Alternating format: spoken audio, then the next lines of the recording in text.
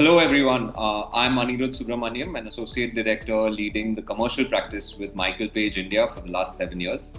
I have with me today a young, dynamic, passionate leader of a legacy chemical manufacturing company catering to high growth industries such as pharma, agro, pigments, dyes, and printing and packaging.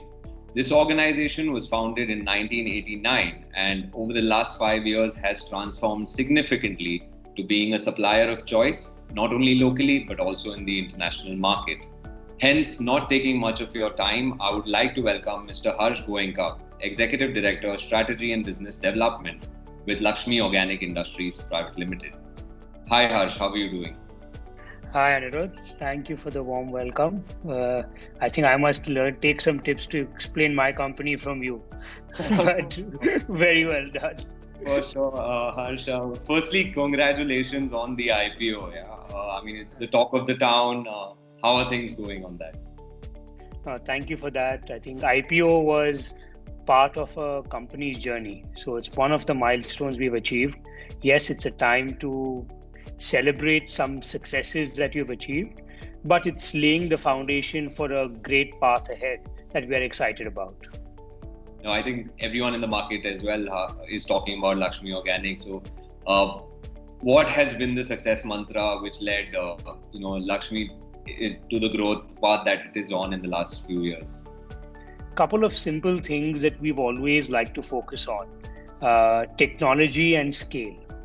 So, if I were to put it in two words, since the company was founded, it was focused on a high quality of technology. Since we are in chemicals, not only does that help environmental and safety standards, but also allows you to achieve scale given your cost position and competitive position across the value chain.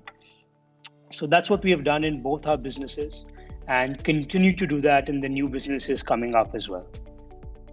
You mentioned technology, and I think this is a question a lot of people want to know. What role do you see it playing, today in managing your business as well? Being a manufacturing company, you first talk about your manufacturing technologies or your product-based technologies. But of course, the add-on technologies which you see, which every business goes about, from simple modeling tools to more complicated predictive tools, is where the most manufacturing or evolved manufacturing models are going to. So even at Laxmi, we do adopt many of these. We are not yet fully there in the evolution cycle as you might see in other much larger complex organizations, but we recognize the need to move there, especially on the supply chain side. And what were the strategies specifically that you guys adopted to manage business, especially, in this pandemic world? We are in the value chains where a lot of the pharma products we produce actually went into fighting COVID. So because of that, we were lucky enough to get legal permission to operate, but that was on the legal side. The larger challenge was in managing people. So how do you get a safe environment? How do you convince people and people's families? So they are from their respective homes. Their family is going to be telling them, no, you cannot go to work.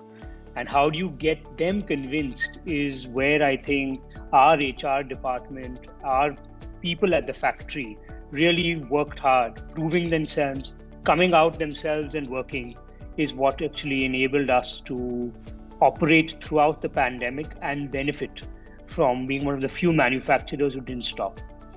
That's great to hear. I think you're right. Convincing people and being with people is the most critical bit for any business to run. Tell us a little bit more about how are you rebranding Laxmi, the why, the how, and when. Because obviously a lot has changed over the last few years for you. So rebranding is not yet formal. It's a conversation that continues on internally. We are clearly seeing that we need to cater and inspire the next generation. So how do we do that? Brand identity and visual identity is one of them. But it's more about your internal processes, systems, people management that go along.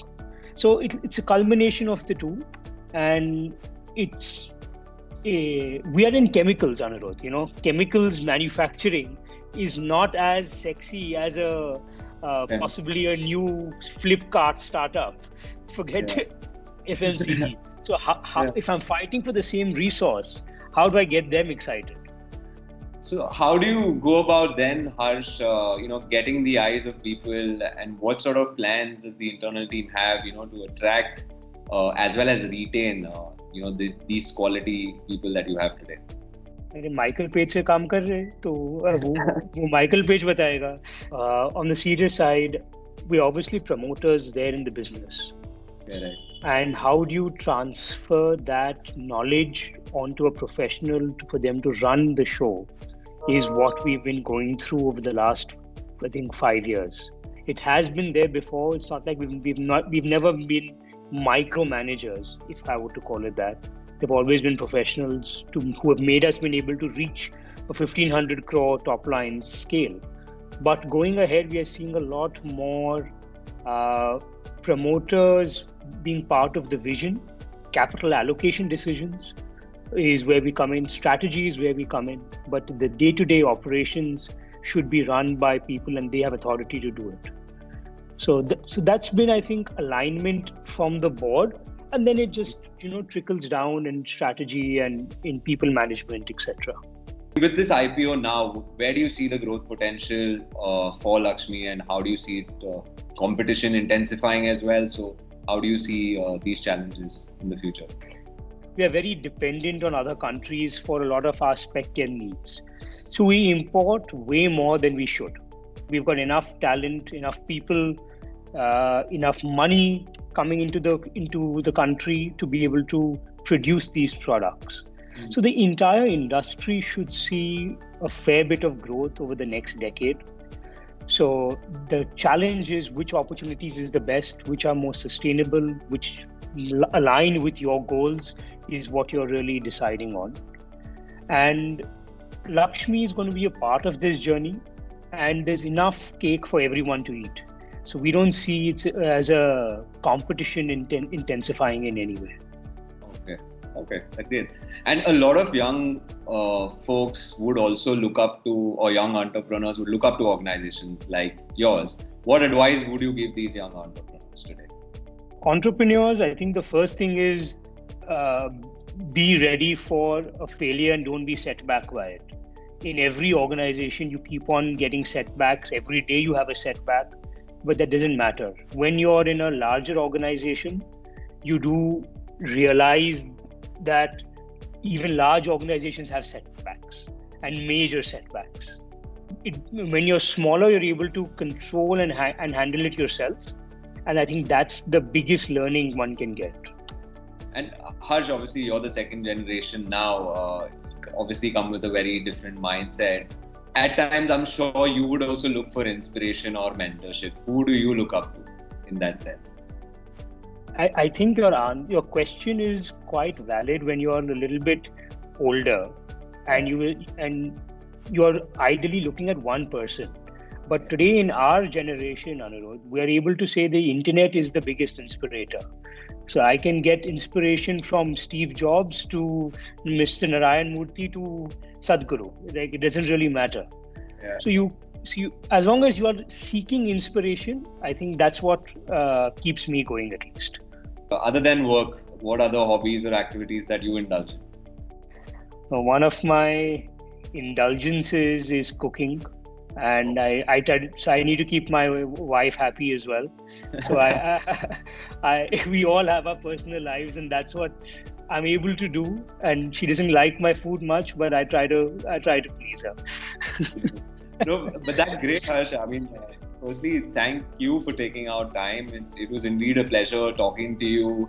Looking forward, obviously, to support Laxmi Organic in their growth journey, and wishing you and the team all the very best for the future expansion plans that are in place. Thank you so much, Harsh.